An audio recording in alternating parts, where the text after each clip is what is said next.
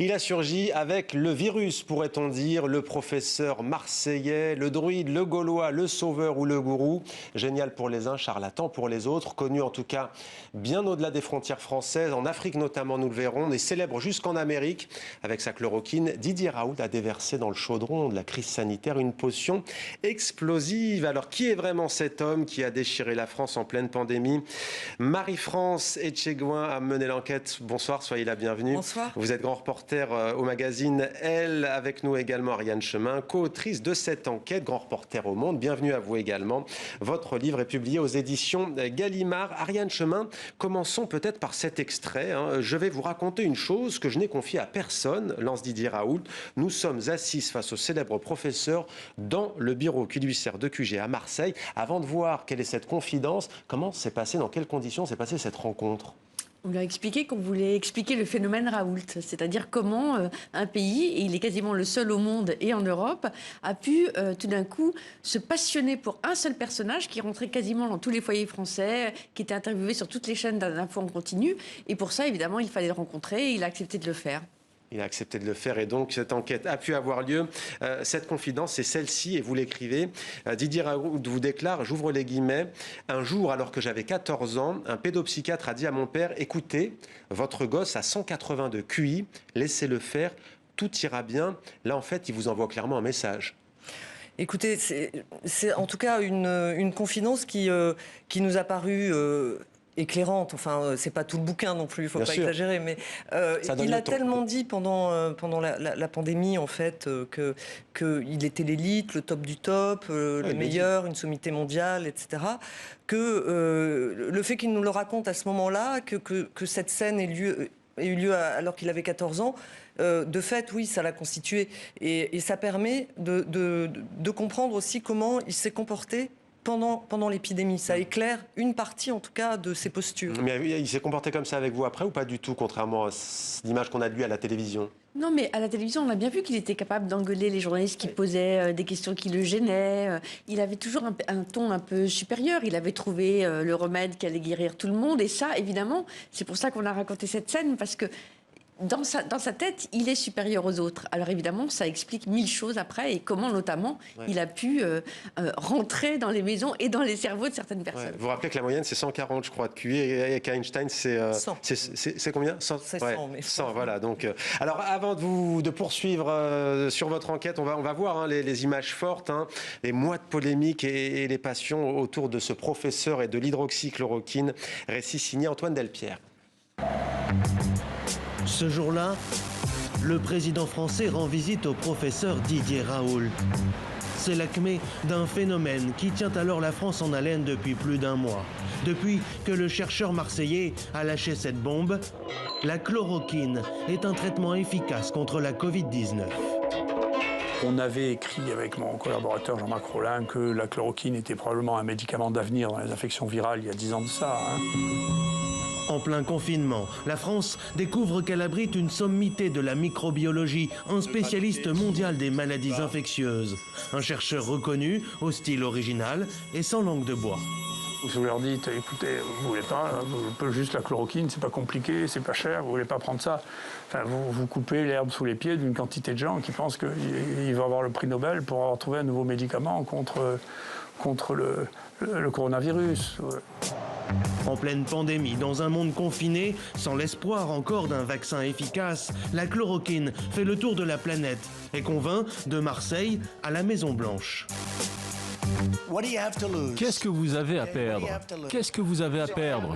Je le prends depuis 1 semaine et demie environ. Tous les jours, je prends un cachet par jour. Entre le soutien de personnalités clivantes et l'absence de consensus scientifique, Didier Raoult est désavoué par ses pairs, réticents à entériner la chloroquine. En France, l'anticonformiste claque la porte du conseil scientifique. C'est un conseil scientifique, pour moi, c'était pour les conseils scientifiques, déterminer quels étaient les projets scientifiques. C'était pas à nous de réfléchir sur le confinement ou sur le truc. Personne ne sait répondre à ça. En quelques mois, le chercheur marseillais a éveillé la curiosité, entretenu l'espoir, les doutes et déchaîné les passions. Les récentes études qui remettent partiellement en cause l'efficacité de la chloroquine mettront-elles fin au phénomène Didier Raoult? Rien n'est moins sûr. Pour certains, il est devenu une icône anti-système, bien dans l'air du temps. Voilà, il y a même une bière dans le sud de la France à son effigie, et 10% d'ailleurs est reversé aux hôpitaux de Marseille. Marie-France Etchegouin, comment cet homme dont le talent, disons-le, est incontestable, il est nobélisable, c'est un des meilleurs infectiologues, comment il va finir par rentrer dans toutes ces polémiques, de faire des choses critiquables sur le plan scientifique ? Justement, c'est ça qu'on a essayé d'éclairer. C'est comment ce microbiologiste qui était considéré comme un prix Nobel en puissance par certains, va à un moment donné s'affranchir de toutes les règles scientifiques. Et en fait, il va presque passer en coup de force, parce que quand il parle de la chloroquine, quand il annonce ce traitement, qu'est-ce qu'il y a ? Il y a une étude chinoise et puis lui, un essai clinique qu'il va faire ensuite dans son institut sur moins de 20 personnes. Moins de 20 personnes.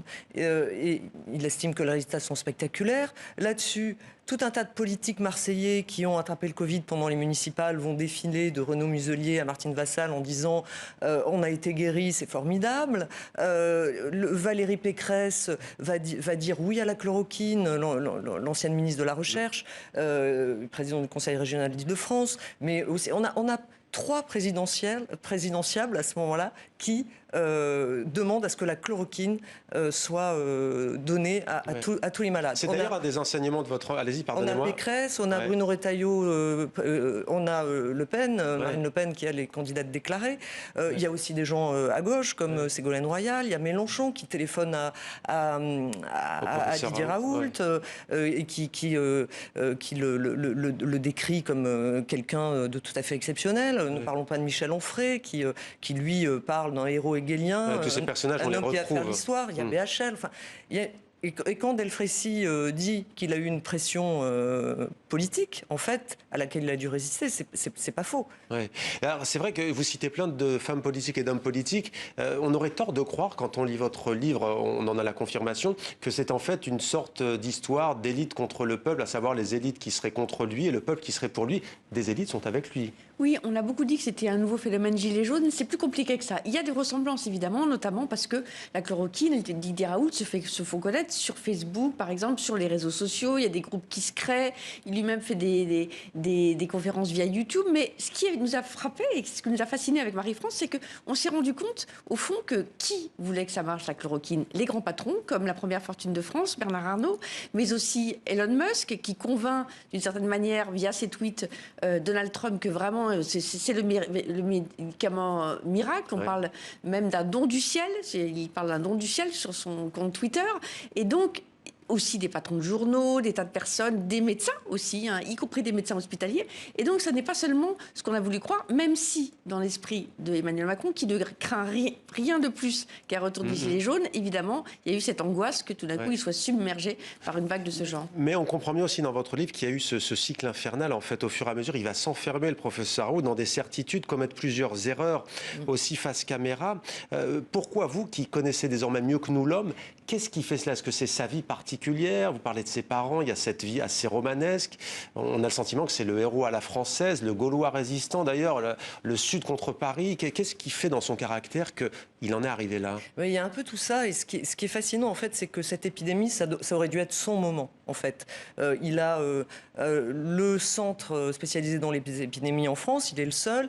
En 2003, il avait fait un rapport très remarqué en disant « Attention, un virus émergent peut arriver qui pourrait faire des ravages comme la grande peste du Moyen-Âge, on n'est pas préparé, les pouvoirs publics doivent prendre des mesures, etc. » Et au moment où ça se passe, il loupe complètement, comme si son ego, finalement, lui fait oublier toutes ses bonnes intuitions.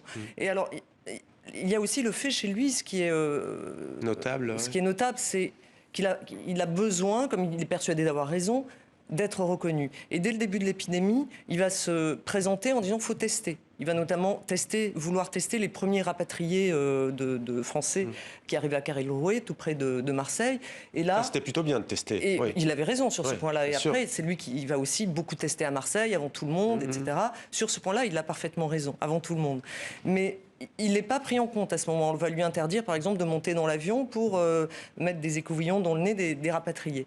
Et il a le sentiment, selon lui, que, parce que le milieu de la recherche, le milieu médical, c'est aussi un milieu avec des chapelles, des contentieux, etc., que ce n'est pas sa bande à lui et et son centre de Marseille qui est mis en avant. Et ça peut expliquer aussi certaines de ses attitudes par la suite. Est-ce que vous l'avez senti parfois avoir des regrets, des remords ou pas du tout? Il ne peut pas avoir des remords. Sa constitution psychologique, intellectuelle l'en empêche. Mais en revanche, ce qui est intéressant, ce que disait Marie-France, c'est qu'au fond, il est persuadé que si on renie la chloroquine, si on s'oppose à la chloroquine, alors que lui, il raconte très bien qu'en Afrique, il en a mangé. Il est né à Dakar, il a vécu au Sénégal jusqu'à l'âge de 10 ans, il en a mangé comme toutes les personnes qui, à l'époque, ça s'appelait pas l'hydroxychloroquine, mais on mangeait la nivaquine. Eh bien, il se dit, au fond, si on ne veut pas le chloroquine, c'est parce que sans doute, c'est trop facile, c'est pas cher, et les labos ne s'y retrouveront pas, ils ne vont pas gagner de l'argent. Et il développe autour de lui tout un vent de complotisme qui continue aujourd'hui sur d'autres... En même temps, il y a l'étude de The Lancet qui a été quand même, disons-le, catastrophique, la plus grande revue médicale au monde, qui publie une étude quasiment bidon sur la chloroquine. Donc lui, forcément, bien sûr que le Lancet a fauté, a produit une équipe bidon qui a redonné un petit peu de force au moment où ses partisans s'essoufflaient. L'Afrique, c'est important, vous l'avez dit, pour nous à TV5 Monde, on est regardé. Pourquoi cette dimension, si ce n'est qu'effectivement il a attendu jusqu'à 10 ans? C'est fondamental chez lui. Il est né en 52 à Dakar et son père était médecin militaire, médecin colonial à l'époque. Et il a une véritable fascination pour son père qui avait créé un laboratoire spécialisé dans la nutrition africaine. Il a ensuite travaillé dans l'Algérie indépendante. Il a mis au point des supplémentations alimentaires pour lutter contre les carences en vitamines, etc. Et cette figure du père qui se débrouille avec les moyens du bord, loin de la métropole, loin des médecins de bureau, comme dit Raoult, il va la reproduire en fait dans son institut. Et là, ça sera plus Dakar contre la métropole, mais ça va être Paris contre Marseille plutôt contre Paris. Il va aussi jouer de ça. Et c'est vrai que la chloroquine, il fait partie de cette génération, comme beaucoup d'Africains qui l'ont pris en prévention du paludisme. Donc, il dit c'est un médicament qui est pas cher. De ce point de vue-là, il a raison. Il est persuadé. C'est en cela que c'est pas un charlatan parce que il croit vraiment à ce qu'il dit. Merci beaucoup, merci Marie-France Etchegouin et merci Ariane Chemin. Un livre passionnant. D'ailleurs, on croise même Henri de Monterland avec qui il a correspondu. C'est bien ça. Sa mère. Avec sa mère, pardon, exactement, de grand écrivain. Et on croise aussi le psychanalyste Jacques Lacan. Une histoire, un roman presque, on pourrait dire. Merci beaucoup à toutes les deux d'avoir été avec nous.